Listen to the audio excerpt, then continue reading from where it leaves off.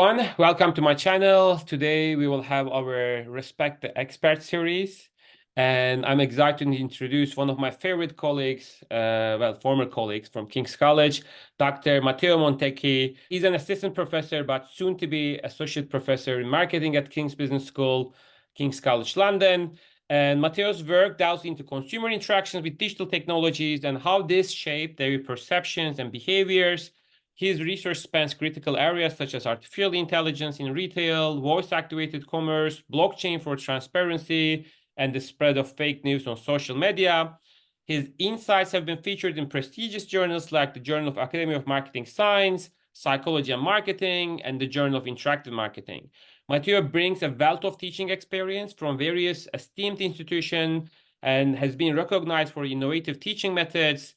And I mean, to my experience, I know that his students love him.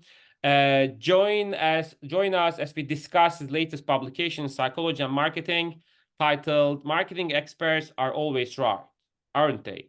Disentangling the Effects of Expertise and Decision-Making Processes." So welcome to my channel, Matteo. It's great to have you here. Thank you. Thank you for inviting me, Yusuf. It's great to be here. Yes, always my pleasure. So I will start with like a general question about the paper, if I may. So it's always interesting to learn more about the idea and how did it all come together. So can you tell us a bit about the idea for the paper? So how did it all start? Well, it started with a sort of a broad observation. The fact that obviously marketing experts in various sort of shapes or form are celebrated for their, think about us here today. People listen to what we have to say. Obviously, we are experts within a specific academic domain, but there are a number of experts in other sort of more professional domains, and rightly so. I mean, people have sort of accumulated quite a lot of experience in managing brands through difficult situation, identifying new market opportunities, and so on. And companies, often pay significant premiums to get these experts on board and then task them with very important decisions. And so what we want to see is does this strategy always sort of pay off, or are there any potential limitation to this expertise? Perhaps there are situations, there are conditions, there are decisions, and that's what we explore in the paper, that companies would be better off outsourcing to different individuals, perhaps sort of leveraging the wisdom of the crowd rather than relying solely on the opinion of specific people within the organization. And so that was the initial idea, the initial nuggets that we sort of leveraged to develop our sort of research. Oh, great to hear. I mean, yeah, so when I read, I think one of the co-authors, Douglas West, Professor West.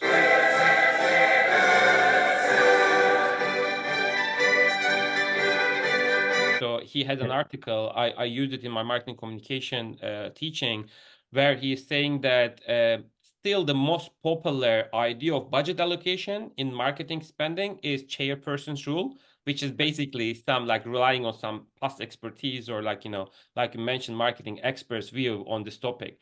So, but we are talking about the reliability of marketing experts or gurus, marketing gurus in different tasks. So you specify different tasks like decomposable and non-decomposable task. So I think it's super interesting for our viewers to learn about those as well. So can you elaborate on these different tasks in marketing context, so how they are different? Absolutely. So, and that's what we sort of looked at in the paper. We didn't want to say that, experts are good. Absolutely. We celebrate experts. We think that they're great. But it's important to understand that it could be boundary conditions. There can be limitations to, let's say, the power of their expertise. Why is that? Because experts might sort of have accumulated sort of knowledge and ability to really rely on those tricks of the trade that really sort of get them to make quick and fast decisions under certain conditions. And by doing that, might not sort of fully see the broader picture, or might sort of screen out alternative and ideas and options. So we looked at these boundaries. We look at this limitations of this expertise by exploring in particular two types of decision tasks. We can think of decisions, let's say, in two ways.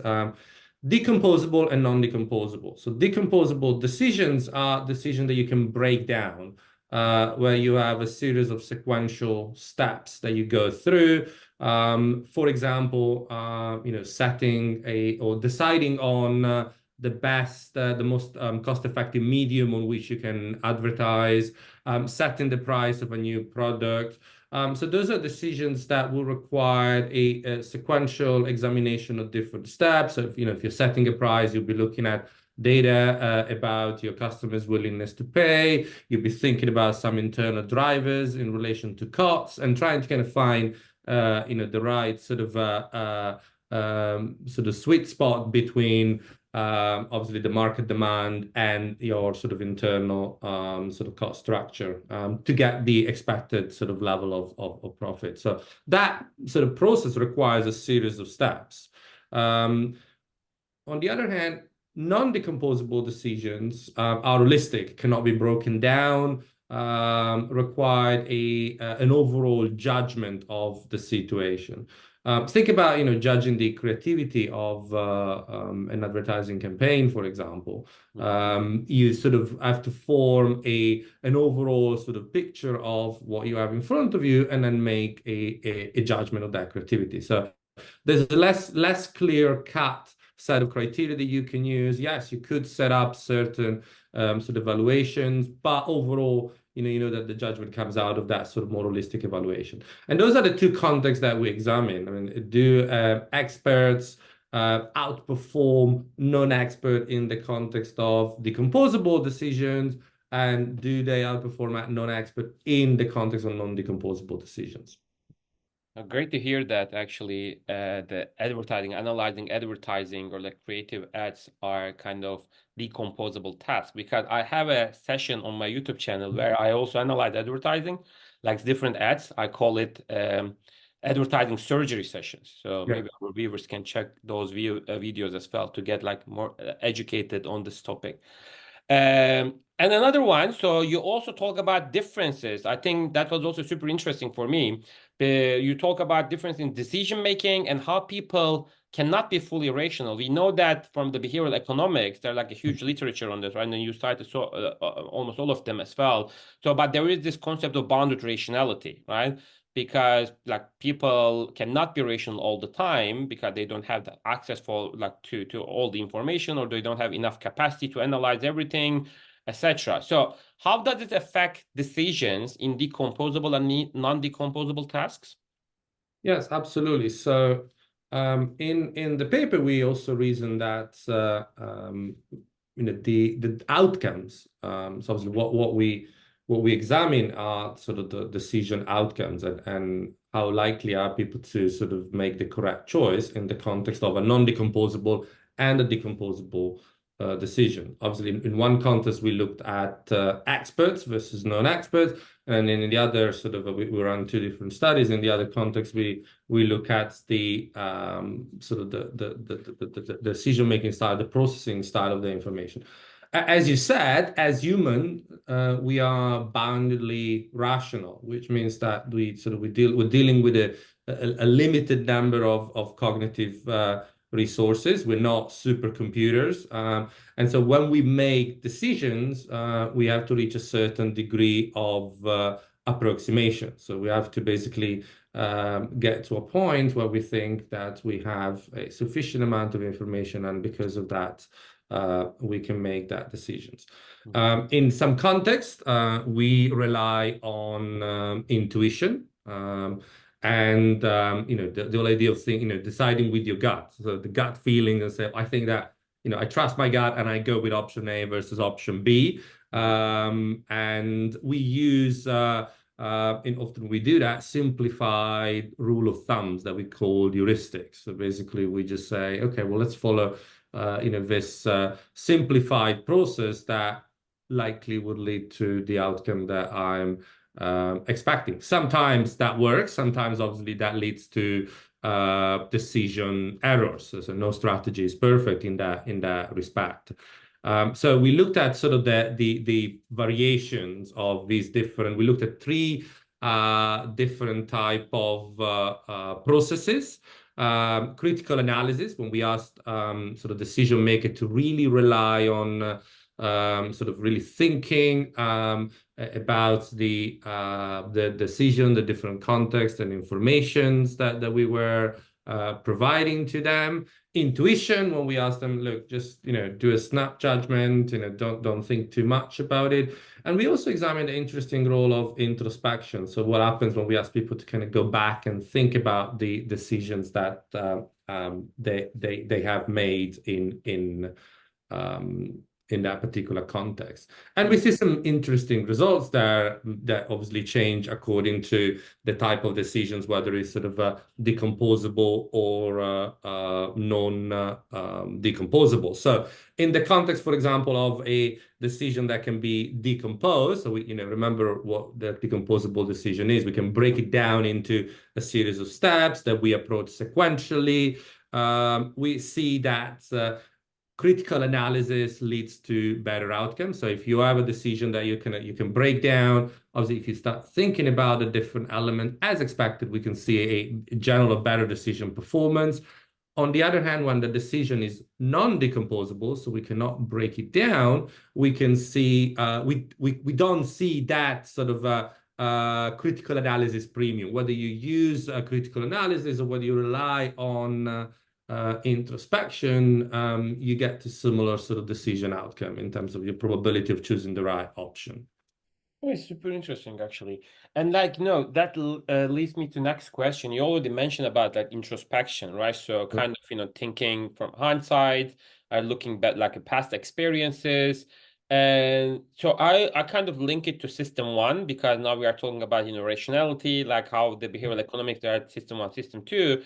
And kind of introspection is relying on your intuition or past experiences or like, making that internal decision, right? So can we say that then relying on system one or intuition is sometimes better than thinking things through in some of the decisions? So based on your, research, like non-decomposable ones.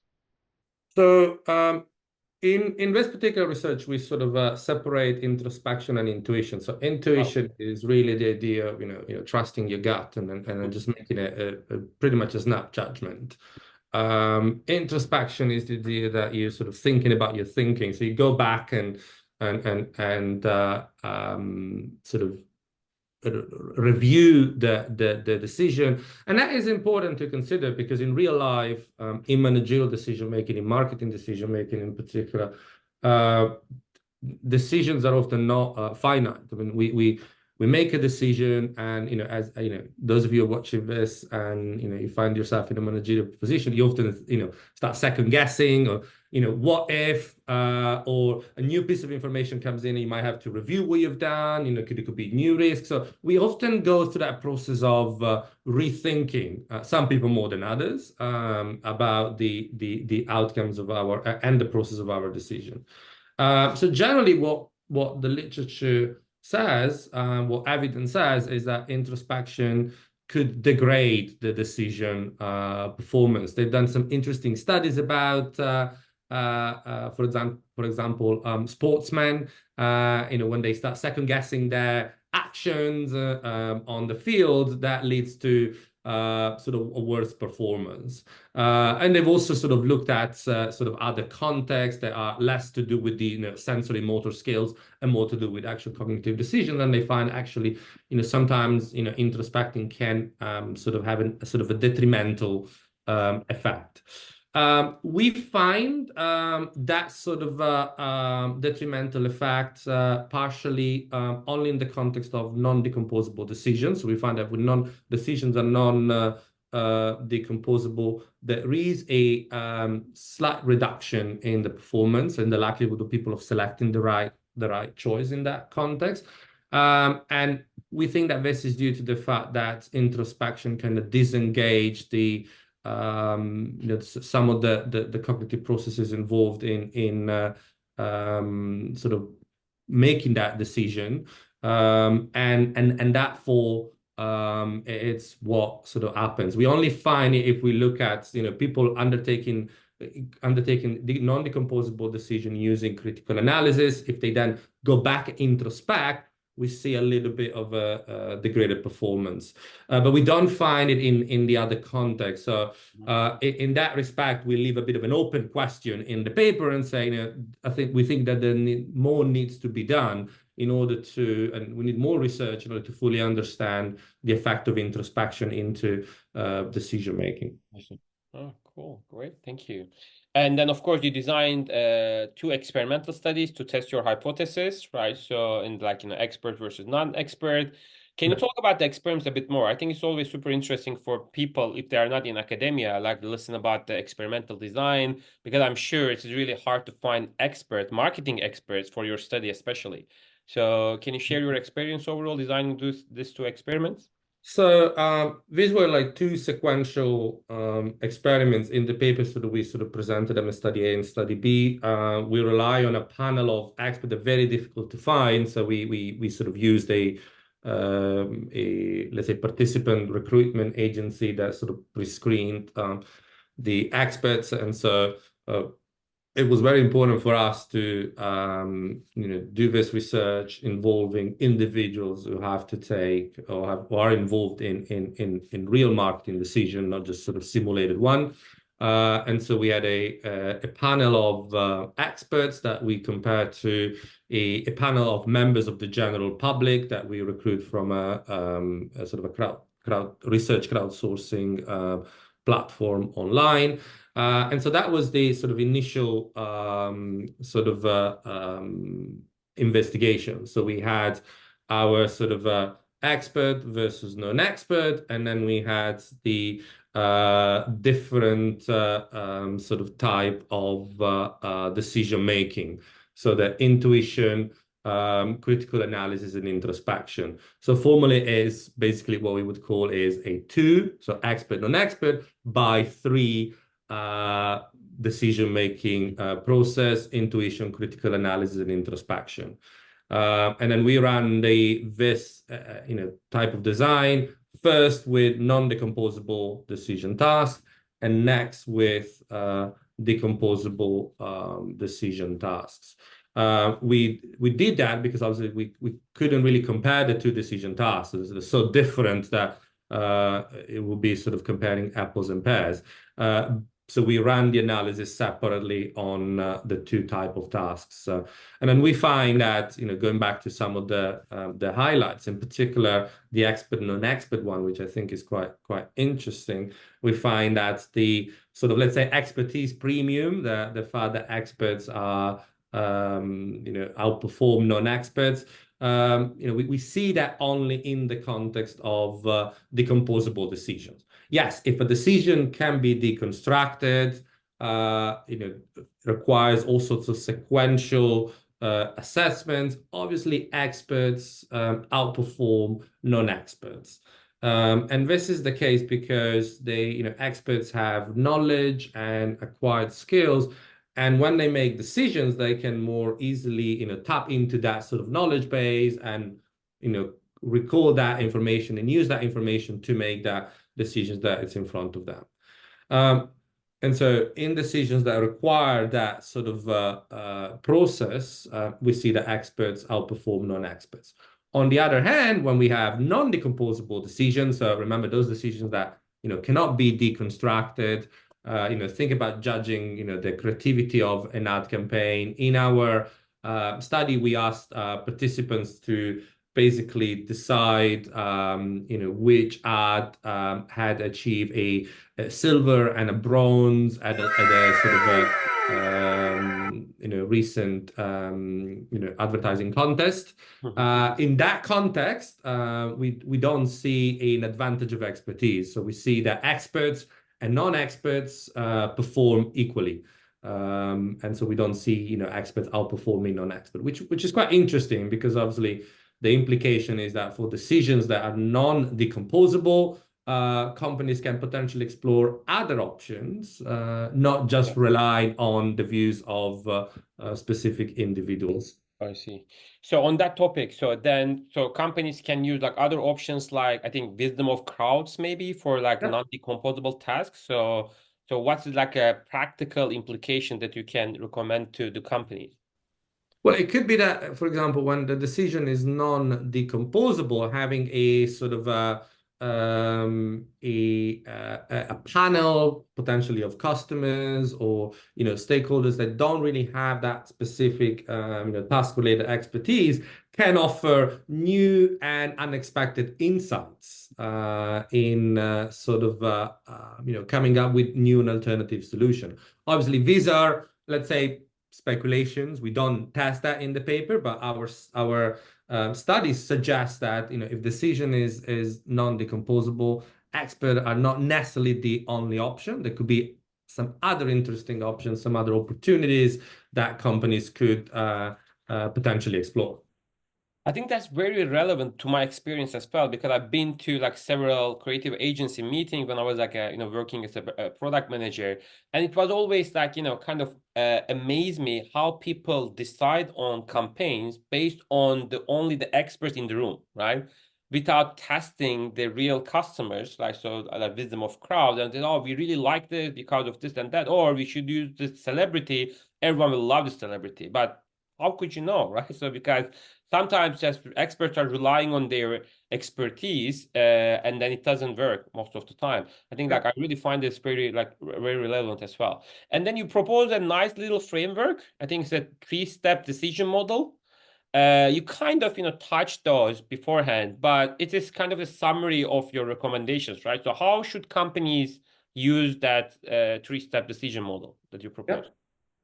So that is something that we sort of added at the sort of end of the paper because we really believe that obviously all of the research is useful from a knowledge perspective, but as marketing researchers, we want to make sure that our findings are applicable and we hope that our research will have impact in the real world. I think that's very important. And so we kind of sort of summarize the key insights from the research. So remember we talked about the two types of decisions, non-decomposable and decomposable. And so we said, obviously, step one is what is the kind of decision that the company is facing. So if it's a non-decomposable decision, for example, who should you ask? Well, you can ask experts and non-experts. We have evidence that the performance doesn't change in the sense that we couldn't see one category outperforming the other category. And how should they decide what sort of decision-making mechanism should be sort of relied upon?